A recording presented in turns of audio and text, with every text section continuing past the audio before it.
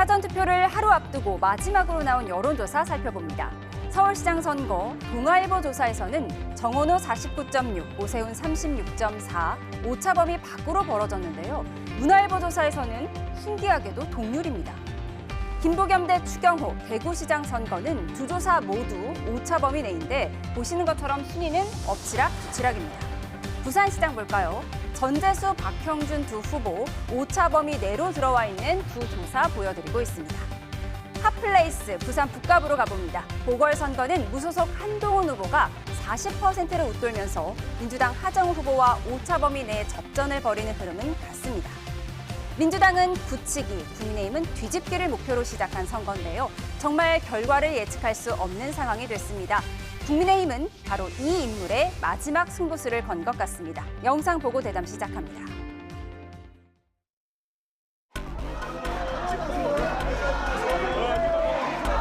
일산이야말로 아버지께서 잘 사는 나라를 만들기 위해서 노력하시고 김부겸 시장 후보 그리고 또 그 김태규 박형준 시장 후보께서는 우리 박민식 후보 전 박 전 대통령의 인품과 그동안의 삶을 존경합니다. 우리도 엄마 있다 이런 얘기를 하시더라고요. 근데 엄마가 막 기가 살잖아요. 탄핵당한 대통령이 지금도 부끄러움을 모르고 또 뻔뻔하게 정청래 대표는 정크 없습니까? 3명을 박정놓은 것보다 이재명 대통령이 훨씬 더 일 잘하고 흘러간 물로는 물레 방아를 돌릴 수 없습니다.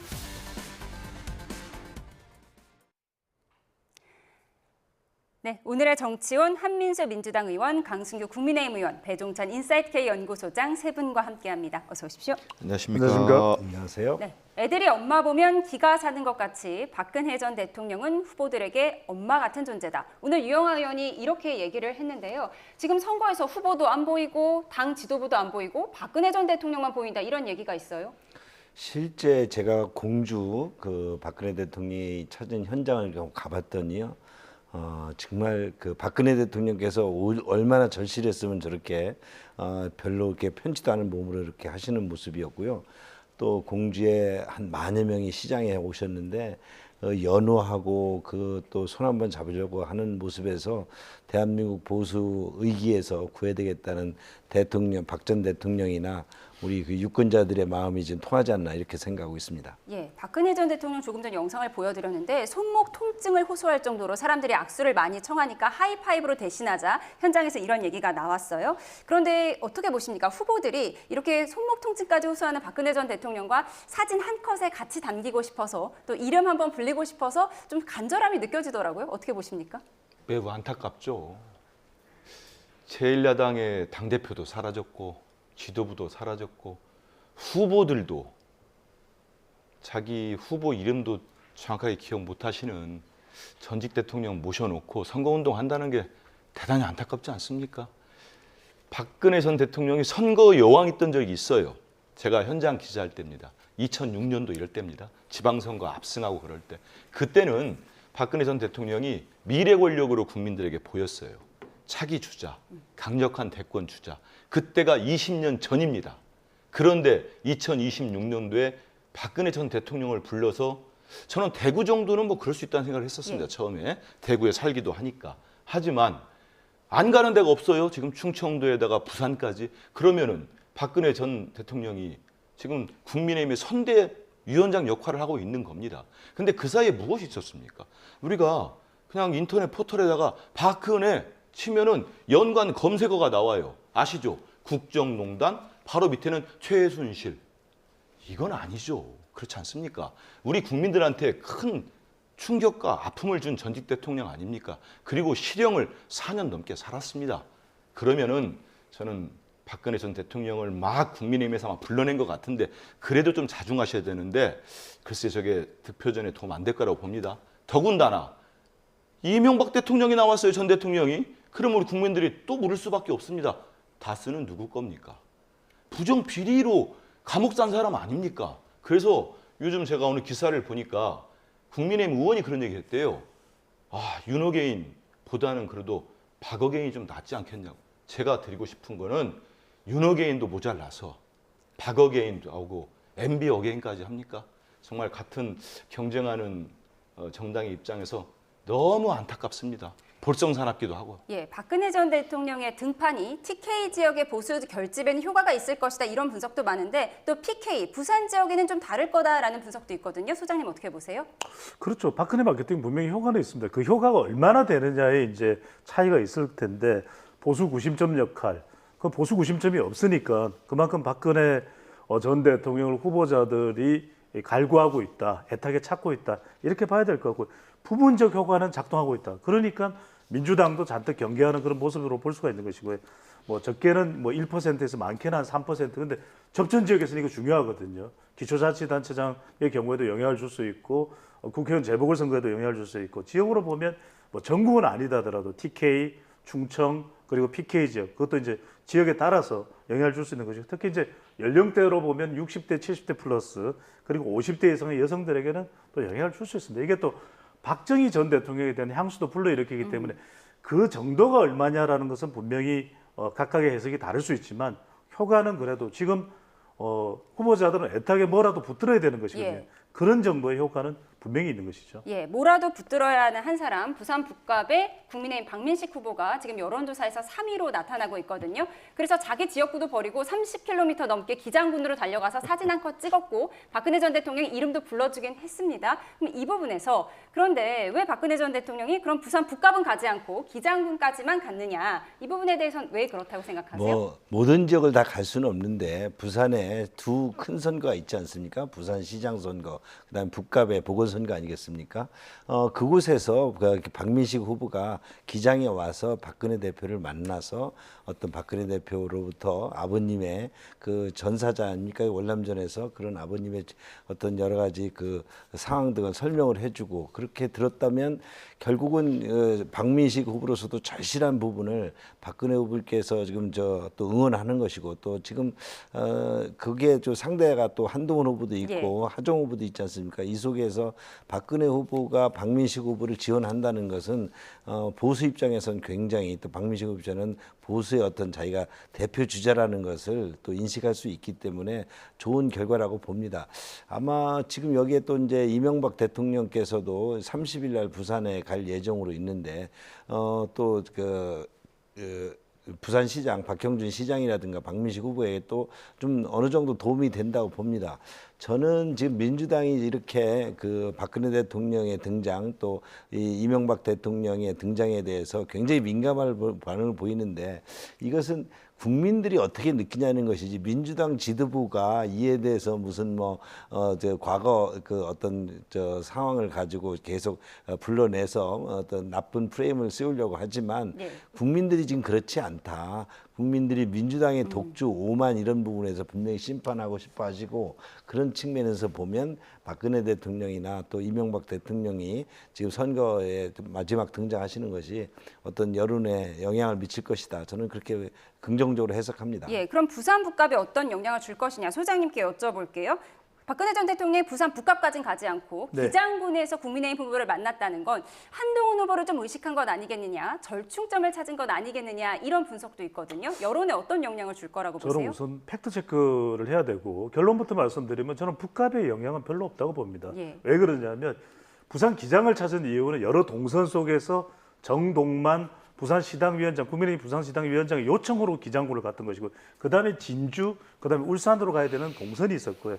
그다음에 부산 북갑의 경우에는 우리 이제 여론조사 결과를 속에서 이미 거의 꽉 차 있어요. 지금 거의 전체 100% 중에서 90% 이상 될 정도로 지금 지지 후보에 대한 것이 꽉 차 있습니다. 부동층이 거의 없단 말씀이시죠? 들어갈 여지가 없어요. 그리고 부산 북갑을 안 가는 가장 큰 배경은 박근혜 전 대통령이 이거는 지원의 의미가 있는 것이지 가서 또 보수표가 분열되고 어느 한 사람의 손을 들어줘서 뭔가 지형을 만들겠다. 그건 분명히 아닐 겁니다. 그런 점에서 실제 미치는 영향은 부산 북갑은 제한적인 것으로 보입니다. 예. 그렇다면 이 6.3 지방선거의 핫플레이스가 된 부산 북갑 후보들 조금 전에 TV 토론이 끝났는데요. 그 영상 보고 오시죠. 인터뷰에서 이재명 대통령 공소 하정 후보님입니다. 공소 취소 관련 질문 받고 이렇게 말씀하셨어요. 나중에 확인하겠다. 나중에 확인할 일입니까? 공소 취소 찬성하십니까? 반대하십니까? 여기가 검사 취조실입니까? 왜 예스 오라고 물으십니까? 그럼 그러니까 검사 습관 못 버렸다는 얘기 하는 거 아닙니까? 잠시만 제 주도권이니까. 우리 하정우 후보님 어제 나무위키에 출생지가 좀 바뀌었더라고 보니까. 원래는 부산시 북구 괴법동 이렇게 적어놨다가 어제는 부산 무승구가 없어요. 그냥 북부 출장소 괴법동 출생 이렇게 바뀌었는데 부산 사람이면은 답변 시간 다른 것도 구성됐습니다. 아니고 출생지를 왜 속입니까? 이게 출생지를 속인 겁니까? 제가 기억에 있던 시절에는 북구 개법동이었고 무엇보다 중요한 게 이게 북구 발전에 도움이 되는 질문입니까? 좀 건설적인 질문 좀 해주셨으면 좋겠습니다. 박근혜 대통령 30년 선고 책임 없다라고 말씀을 하셨는데 오늘 뉴스에 보니까 대통령이 30년이 선고된 적은 없습니다. 그 형량을 정하는데 깊이 기여를 했다라고 볼 수 있을 것 같은데 이 부분에 대해서 설명 좀 부탁드립니다. 그 재판에 관여했습니다. 당연히. 제가 그걸 부인하지 않아요. 검사로서 공직자로서 소임을 다한 겁니다. 다만 제가 할 일은 한 거지만 박 전 대통령님께 인간적으로 대단히 미안한 마음이 있고 네, 그동안 한동훈 후보가 계속 추가 토론하자라고 했는데 어쨌든 성사되지 않았고 오늘이 처음이자 마지막 법정 토론이 됐습니다. 민주당 하정우 후보는 토론의 데뷔전이죠? 그러겠죠. 이번 첫 출마를 하니까. 근데 저는 저 모습을 여기다 좀 봤는데 저럴 줄 알았어요. 그 계속 하자고 했던 한동훈 후보나 박민식 후보나 실제 토론회 열리니까 한 사람은 뭐라고 합니까? 아니 왜 하정우 후보한테 공소 취소 얘기를 물어보고 있습니까? 그리고 한 사람은 또 나무위키에 누군가 또 고쳤는지는 모르겠어요. 아무나 들어가서 다 고치는 거 아닙니까? 저도 사실과 다른 내용이 나무위키에 있더라고요. 한민수 있는데 그거를 저 소중한 시간에 물어보고 있습니다. 저는 뭐 끝까지 제가 전체를 모니터링은 못했습니다만은 저 정도 토론 모습을 보이면은 저는 북갑의 주민들이 그렇지 않습니까? 우리 전재수 일자라던 전재수 의원이 이제 부산시장 후보로 나간 다음에 그 자리를 북갑을 누가 발전시키고 정말 부산 북갑 주민들의 삶을 나아지게 개선할 수 있는가 이런 후보를 뽑는데 저도 뭐 강북구에서 국회의원합니다만은 주민들이 보면 우리 지역 잘 살게 할 수 있는 사람 비전을 갖고 있는 사람을 뽑지 저렇게 나와가지고 서로 배신자 싸움이나 하고 모르긴 몰라도 배신자 싸움 또 했을 겁니다. 서로가 배신자라고 하고 있는 거 아닙니까? 한동훈은 박민식한테, 박민식은 한동훈한테. 제가 볼 땐 둘 다 배신자예요. 국민 입장에서 보면은 배신자 1, 배신자 2입니다. 그런데 저런 식의 모습 보이면 북갑 주민들, 우리 시민들께서는 미래 비전을 갖고 있는 하정우 후보의 손을 들어주지 않을까 이런 생각을 하고요. 앞서서 저는 이제 강성규 의원님이 이명박 전 대통령 좋은 영향이 있을 거라고 하는데 저는 다르게 봅니다. 왜냐하면 박근혜 전 대통령이 대구까지인데 모른다고 했어요. 이미 전국적으로 국민의힘 선대위원장이 됐어요. 여기에다가 MB까지 등장했어요. 그러면 우리 국민들이 어떻게 보겠습니까? 결국은 저 부정부패, 탄핵받은 세력, 결국 내란 세력과 힘합쳐가지고 또 이런 분탕질을 치러 나오는구나. 그래서 예전에 기억을 한번 해보십시오. 박근혜 전 대통령 탄핵될 때 정말 수천만 명의 촛불 시민들이 모였습니다. 저도 가 있었었고 그분들이 안 되겠다. 저 집단은 다시 한번 강하게 심판을 해야 되겠구나. 그래서 결국은 박근혜, 이명박 두 전직 대통령의 이번에 선거전에 뛰어든 거는 패착이다. 좋지 못한 영향만 있을 거다. 이렇게 생각합니다. 예, 과거 박근혜 전 대통령 30년 구형에 대해서 하정우, 박민식 후보 모두 이 부분을 한동훈 후보에 대한 공격 포인트로 삼은 것 같긴 한데 하정우 후보가 구형과 선고를 좀 헷갈렸던 것 같습니다. 어떻게 보셨어요? 저는 하정우 후보나 한동훈 후보가 둘 다 이번 보궐선거를 여의도를 입성하기 위한 하나의 징검다리로 사용하는 모습이 저도 뭐 다는 모니터 못했습니다만 어느 정도 보니까 그런 모습이 보였고요. 박민식 후보는 그래도 본인이 유일하게 세 후보 중에서 토착 후보이다 이런 부분들을 강조하려는 모습이 보였습니다. 선거는 인물, 시대 상황 여러 가지 평가가 있지만 가장 무섭게 유권자를 심판하는 것이 오만과 독주입니다. 지금 여기 부산 보궐선거에서도 그렇고 각 지방선거에서도 지금 드러나는 것은 민주당의 오만과 독주에 대한 국민들의 매서운 심판이 시작됐다. 그래서 지금 부울경은 물론이고 충청이나 강원도에서도 그 골든 크로스의 무서운 추세가 좀 올라가고 있기 때문에 이런 부분에 있어서 지금 국민들이 이제 심판을 아주 세게 할 그런 기세로 다가서고 있다 이렇게 저희들은 판단합니다. 부산 북갑 토론회 살펴봤고요. 오늘 서울시장 후보자들도 처음이자 마지막 TV 토론회에 나서게 됩니다. 오늘 나온 여론조사에서 정원호 후보와 오세훈 후보가 39%로 동률을 기록하는 결과도 나왔는데 기자간담회 내용부터 들어보시죠. 시장 직속 생명안전위원회를 서울 안전행정의 컨트롤타워로 세우겠습니다. 시장이 직접 위험을 챙기고 공직사회와 현장에 남아있는 안전 불감증부터 바로 잡겠습니다. 우리 캠프나 우리 당에서 근거 없는 얘기를 한 거는 하나도 없습니다. 네거티브 때문에 토론에 못 나오겠다라고 말하는 후보자는 아마 전 세계 처음이 아닐까 생각합니다. 정말 어이가 없습니다. 앞서 주진우 국민의힘 의원은 서소모 고가도로 사망 사고를 정원호 캠프에서 선거에 활용하려 한다며 한 카카오톡 대화방 캡처본을 공개했는데요. 이건 호재다. 정원호 후보께서 공세에 활용했으면 좋겠다. 피해가 더 커야 좋을 텐데라는 내용입니다. 이에 대해 정원호 후보 측은 허위 사실이라며 주진우 의원을 공직선거법 위반 혐의로 고발했고 주 의원은 맞고발을 통해 캠프 지지자 방해 실태를 밝히겠다고 강조했습니다. 네, 앞서 말씀드린 것처럼 오늘 발표되는 여론조사가 이번 선거의 마지막 여론조사가 되는데요. 공교롭게도 오늘 문화일보 조사에서 정 후보와 오 후보가 39% 동률로 초접전을 기록했습니다. 소장님, 그동안은 이제 오세훈 후보가 오차 범위 밖에서 좀 뒤처지는 결과가 나오기도 했는데 또 오늘 동률 조사가 나왔단 말이죠. 이건 조사 방식 차이도 아닌 것 같고요. 왜 차이가 있는 건가요? 그렇죠. 뭐 전화 면접 조사이긴 한데 이게 서울의 경우에는 연령대별과 권역별이 중요합니다. 예. 그러니까 서울을 뭐 네 권역으로 나눈다 그러면 강남 2곳 그리고 강북 쪽에 강북서, 강북동으로 나눌 수 있는데 이때 과연 이 지역에서 어떻게 이 지지세가 나오느냐가 중요할 수밖에 없거든요. 그걸 그대로 거의 비슷하게 나온다고 본 게 이제 문화일보 조사 결과인데 결과적으로는 핵심은 이겁니다. 오늘 저녁에 있을 TV 토론에 한 방이 있나? 예. 그래도 대체적인 것은 오세훈 후보가 쫓아가고 있기 때문에 그걸 지금 이 역전시킬 수 있고 반전시킬 수 있는 쫓아가는 후보인 오세훈 후보가 있는지 여부. 또 하나가 오세훈 후보 시점에서 이야기할 수밖에 없습니다. 대체적으로 평균을 내보면 정원호 후보가 조금이라도 앞서고 있다고 볼 수가 있으니까요. 우리가 선거 결과는 예단할 수 없지만 그다음에 연령대별로는 주로 20대, 30대가 대체로 청년 보수층이 오세훈 후보를 지지하고 있는 실제로 투표장에 갈 것인가. 예. 또 하나 권역별로 보면 강남. 우리가 강남 3구라고 이야기할 때는 강남 송파 서초, 강남 4구라고 이야기할 때는 이 3구 플러스 강동구, 그다음에 5구라고 이야기할 때는 여기 플러스 광진구. 예. 여기에서 투표율이 상당히 오세훈 후보 지지층들이 적극적으로 나와줄 것이냐. 예. 이 점이 관전 포인트가 될 것으로 봅니다. 예. 이런 가운데 주진우 의원이 정원호 후보 측 문자를 공개해서 논란이 되고 있거든요. 어떤 문자인 거죠? 그것은 시민의 생명을 담보로 한 사고, 안전사고를 갖다가 선거에 이용이라는 것이 정원호 후보 지지자방에서 그것을 발견되었고요. 그것을 캡처해서 이제 공개를 한 건데 그것이 사실 무근이다 하니까 뭐 이거에 대한 공방이 일어난 것이고요. 이런 부분 등을 사실 그 민주당이 이런 선거 등에서 적어도 시민의 생명이 담보된 그런 안전사고마저도 선거 사용하려는 것이다. 호재다. 뭐 아니면 또 무슨 사고가 더 컸으면 좋겠다. 이런 그 대화가 오고 간 자체가 지금의 그 민주당의 오만이다. 그리고 이 선거를 오직 기승전 선거만 생각하는 것이고요.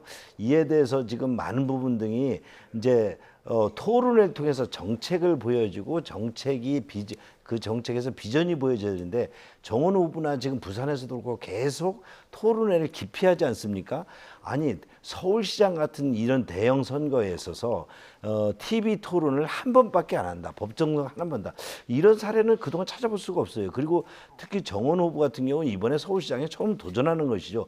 그 시민들에게 어떻게 자기 모습을 보일 건지를 이 토론을 통해서 보여야 될 텐데 토론을 하지 않겠다는 것은 보일 정책이 없다는 것이고 비전이 없다는 것이죠. 이런 부분을 오늘 한번 오늘 마지막 토론, 이제 한번 유일한 토론이지만 보면은 그걸 판단할 수 있을 것이다. 저는 그래서 오늘 밤이 골든 크로스를 확실히 넘는 서울시장 선거에서도 그런 기회가 될 것이다 이렇게 판단합니다. 주진우 의원이 공개한 대화방 캡처본 내용이 이건 호재다. 정원호 후보께서 공세에 활용했으면 좋겠다라는 내용이라는 거예요. 이에 대해서 정원호 후보 측은 허위 사실이라면서 고발을 한 거죠. 적어도 그 주진우 의원 같은 사람이 원래 뭐 그분은 아무거나 공세하는 분인데 검사 출신이라 윤석열 검사 때 검사니까요, 정권 때. 근데 적어도 정원호 캠프와 직접적 연관이 있거나 선대본부장들이 있다거나 아니면 캠프에 정확히 들어가 있는 직원들이 들어가 있거나 그런 캠프를 해야지. 지금 얼마나 많은 카톡방이 있습니까? 지금 이 시간에도 우리 이재명 대통령님이나 우리 민주당이나 허위 사실이 끝도 없이 카톡방에 돌아다닙니다. 정말 입에 담을 수 없는 허위 사실이 돌고 있어요. 그러면 그 허위 사실이 돌았는데 갑자기 연결을 해가지고 오세훈이 이거 퍼뜨렸네? 이게 말이 되겠습니까? 그래서 이건 낙선 목적의 허위 사실 유포가 맞는 것 같아요. 맞고발 한다고 하니까 고발도 해보시고 이거 수사 받으면 제가 볼 때는 주진우 의원 제대로 걸리지 않았나 싶습니다. 그리고 이번 선거에 저는 이 자리에서도 저도 현장에 바로 갔었습니다. 우리 정청래 대표를 모시고 갔다 왔는데 서소문 고가 차도에 희생되신 세 분에 대해서 명복을 빕니다. 유족분들께도 정말 깊은 위로 말씀드립니다. 하지만 이번 서울시장 선거에 있어서 이제 핵심은 안전입니다. 예. 저 서울 강북구의 국회의원이지만 떠나서 서울 시민의 한 사람으로서 이제 오세훈 밑에서는 불안해서 못 살겠어요. 저분 이번 처음 출마하는 사람입니까? 무려 10년을 서울시장을 한 사람입니다. 5선 도전입니다. 그러면 저 같으면은 이런 사고 나면은 바로 무릎 꿇고 서울 시민들에게 사과하고 후보직 사퇴하겠습니다. 여기에다가 GTX 삼성역 노선은 어떻게 됐습니까? 철근이 2,570개가 빠졌습니다. 천장의 균열이 몇 개인지 앵커 아십니까? 422개입니다. 이런 걸 서울시장이 공사를 하고 있었어요. 그런데 저렇게 뻔뻔하게 한강버스 운영하고 있을 때입니까? 저는 그래서 이번에 무엇보다도 우리 서울 시민의 안전을 담보할 수 있는 사람, 이런 유능한 서울시장이 돼야 된다. 아마 오늘 11시 토론에서는 오세훈 시장 할 말 없을 겁니다. 여기 어떻게 책임지겠습니까? 민주당에서는 안전 감수성 이런 얘기도 했는데요. 무능해요, 그리고. 예, 오늘 소장님, 오늘 토론회가 어떤 판세를 뒤집을 만한 어떤 것이 나올 거라고 보십니까? 지금 39% 동률이 좀 신기한 여론조사였어요. 그렇죠. 그런데 말씀하셨던 대로 뭐 재질문을 했는지 여부 등인데 대체로 이제 전체 결과를 다 망라해 보면은 정원호 후보가 어떻게든 좀 우세한 추세인 것만은 분명하거든요.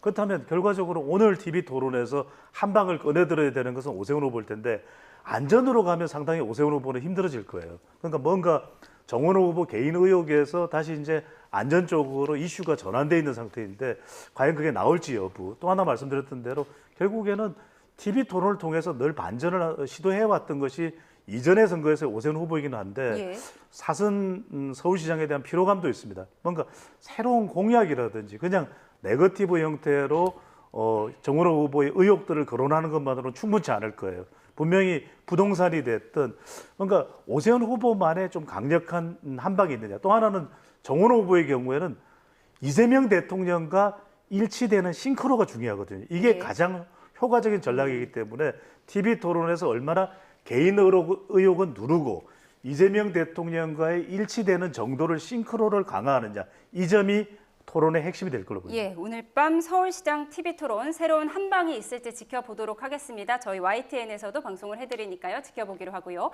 저희는 최대 격전지 중 하나로 꼽히는 경기 평택 을로 가보겠습니다. 이 지역 역시 막판 단일화 가능성에 시선이 쏠리고 있는데요. 영상으로 듣고 오시죠.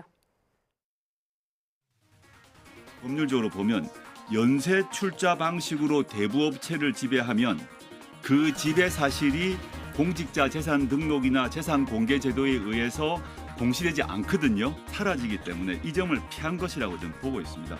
그런 추측은 함부로 하시면 안 됩니다. 지금 그걸 제가 만든 것도 아니고, 네. 그런데, 제가 그때 공직자도 아니었고요.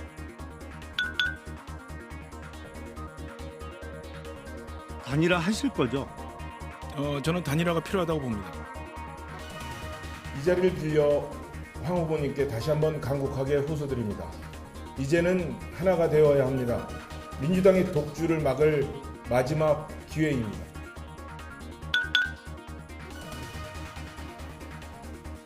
근데 조국 믿는데 후보님하고 그런데 김용남 후보는 이렇게 차이가 나는데도 저는 단일화 안 해요. 네, 우선 정청래 대표는 김용남, 조국 이 두 후보의 단일화는 현실적으로 불가능하다고 했는데요. 평택을 여론조사를 좀 보면서 같이 얘기를 나눠보도록 하겠습니다. 여론조사마다 조금씩 다르긴 한데 이건 세계일보 여론조사입니다. 민주당 김용남 후보가 30, 국민의힘 유이동 후보가 23, 조국혁신당의 조국 후보가 25%로 나타난 여론조사를 보여드리고 있습니다. 그런데 진보 진영 단일화는 좀 물 건너간 것 같아요?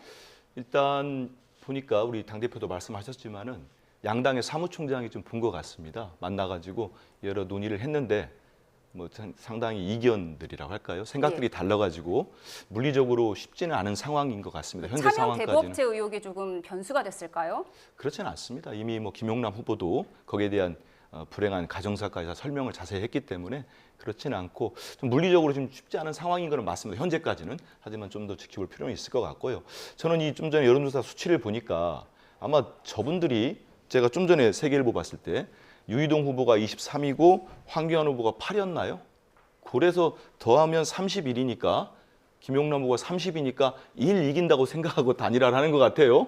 좀 엉뚱하지요. 왜냐하면 저는 유이동 후보 기자할 때도 봤었고 좀 좋게 봤습니다. 근데 오늘 단일화 호소를 보니까 제가 잘못 본 것 같아요, 사람을. 왜냐하면 단일화도 좀 가치가 맞고 정책이 맞고 비전이 맞아야 되는 거 아니겠습니까? 그럼 제가 당장 묻고 싶어요, 유이동 후보한테. 부정선거 음모론 어떻게 생각하십니까? 황교안 후보는 정말 누구나 인정하는 대한민국의 대표적인 부정선거 음모론자 아닙니까? 본인도 여전히 계속 얘기하고 있다면서요. 선거 캠페인 중에서도. 그러면 어떻게 합칠 겁니까? 그리고 대표적인 또 윤석열 전 대통령 옹호론자 아닙니까? 그러면 유이동 후보는 지금까지 탄핵을 찬성해 왔어요.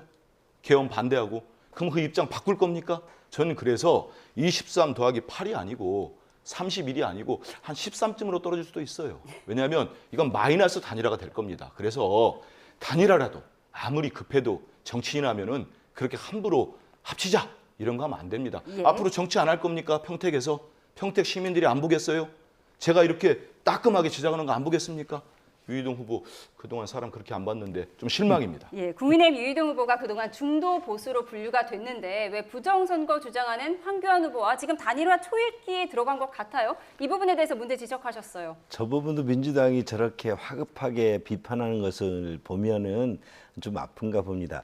그런데 단일화라는 것이 정당이 가치를 추구하는 이념인데 어떤 측면에서 그 후보들이 단일화를 할 때는 가치가 좀 서로 공유할 수가 있어야 되지 않겠습니까? 그런데 보면 지금 그 범여권의 그 두 후보는 사실상 정당에는 비슷한 가치를 좀 가지고 있었는데 두 후보는 서로 다른 가치를 가지고 있고 서로 상당히 악연을 가지고 있는 사이죠. 이런 후보들끼리 단일화를 하라고 그러니까 실질적으로 어려운 것이고요. 그런 측면에서 여권 후보들의 단일화는 이제 물 건너갔다 봅니다. 근데 지금 야권의 단일화 문제에서는 두 후보들이 약간 지향점은 다르지만 정치를 한 배경, 그 보수 정당에서 큰 뿌리를 두고 있는 가치들은 상당히 일치를 합니다. 그런 측면에서 지금 이 민주당의 독주와 독재가 지금 아주 절정을 이루고 있는 이 상황에서 적어도 이번 보궐선거에서 민주당에게 국회의원을 더 하나 추가해준다는 것이 대한민국의 운명에 결코 바람직하지 않다는 그런 측면에서 가치가 좀 비슷한 정당의 기반을 두고 있었기 때문에 이런 측면에서 후보 간에 약간의 다수 지향하는 바가 다르다 하더라도 단일화에 대한 어떤 여러 가지 속도전을 좀 보이고 있는 것 같습니다. 예, 내일부터 사전투표가 시작되는데 과연 국민의힘 유이동 후보와 황교안 후보가 단일화를 하게 될지 한다면 평택 선거에 어떤 영향을 줄지 지켜보도록 하겠습니다. 그런가 하면 정청래 대표가 무소속 출마한 김관영 후보를 향해서 당선 후 복당은 현실적으로 불가능하다고 쐐기를 박았는데요. 들어보시죠. 가끔 저도 모르게 유지하다가 이게 마음이 울컥해요? 네, 울컥하고 정청래 당대표가 외로워서 그렇습니다. 더 외롭게 만드는 선거 얘기 하나 더 해드릴게요. 무소속 김관영 후보가 저는 대통령님이 영입을 하신 분이에요. 무소속으로 출마를 제가 해야 될 만한 상황이기 때문에 그 부분에 관해서는 대통령께 말씀드리는 것이 저로서는 또 도리 아니겠습니까? 김관영 후보와 통화한 적이 없습니다. 대통령과 청와대는 선거와 관련해서 어떤 특정 후보와 상의나 교감 같은 것들을 하지 않습니다.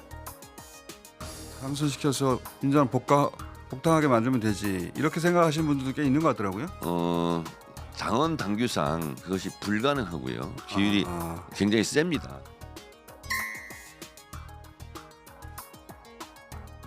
국정농단에 죄를 짓고 감옥 갔다 온 박근혜와 부정부패로 감옥 갔다 온 이명박을 우리는 똑똑히 기억하고 있습니다.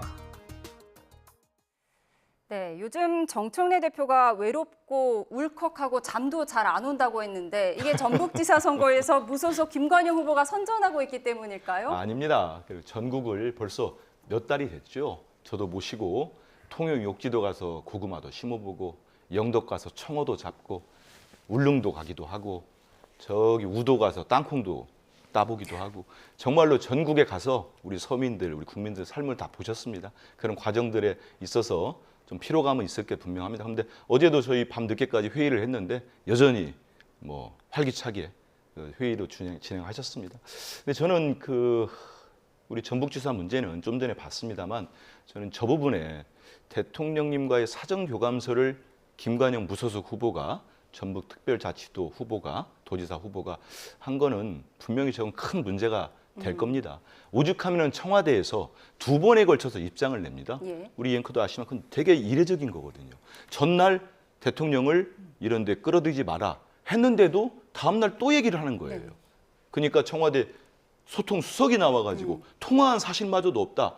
김관영 후보가 계속 그럽니다. 사전 교감설이 있는 것처럼 계속 인터뷰를 합니다.